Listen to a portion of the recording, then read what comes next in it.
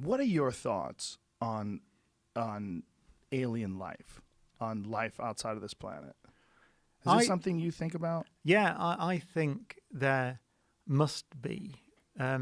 Even in the solar system, I would not be surprised if we find microbes on Mars or on some of the moons of Jupiter or Saturn where there's liquid water. Like Europa. Yeah. And the reason is, if you think about, the reason I think that, and it's a guess, is because if you look at the history of life on Earth, then, so Earth formed and it was just there was no life. It was a ball of rock. And almost as soon as it cooled down, we see evidence of life. So certainly 3.8 billion years ago, possibly even further back than that, we see evidence of life on Earth. So somewhere along the line, geochemistry, active geochemistry became biochemistry on Earth.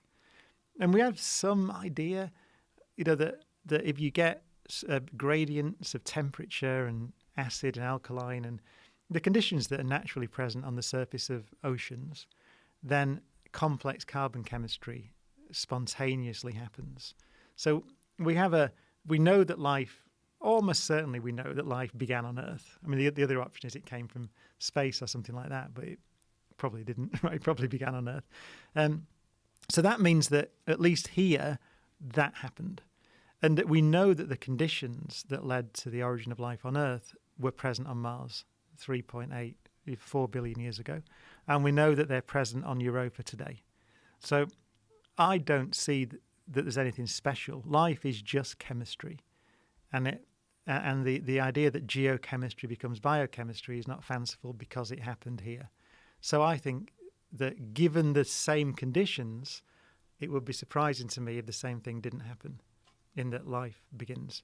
So that's to test that is one of the great frontiers of science now. It's one of the great challenges, which is why another reason we're interested in Mars, because we know those conditions were there. We know there were what's called hydrothermal vent systems on the floors of oceans on Mars 3.8 or 4 billion years ago. So it would be good to know if what I've said is right. And the way we find out is to find life or evidence of past life. Are you aware of the speculation that was going around? How recent was it, that Occupy thing, the octopus eggs? There was a group of scientists that were speculating that it's panspermia, the idea of panspermia, that it's possible that octopi had come from somewhere else. Some frozen eggs had actually come from somewhere else and landed on Earth. And these are like legitimate scientists that were contemplating it, not morons. I don't think... Have you seen this? No, I didn't. But I mean, I think it's unlikely. So panspermia doesn't have to be unlikely. Right. I mean, for example, you might have seen the other day we found an Earth rock on the moon. Yes. Right. Well, it was back on Earth now because the Apollo astronauts brought it back, didn't they? It's 4 billion years old or something like that. One of the oldest rocks ever found. Yeah. Right. So we know that material gets transferred between planets. And so it's not inconceivable that microbes could survive that journey. Right. We know that microbes can survive in space, for example. So that isn't mad. It's probably unlikely, but it's not mad. But with the octopus, I hadn't heard that. But the thing is that the octopus is still extremely similar biologically to us.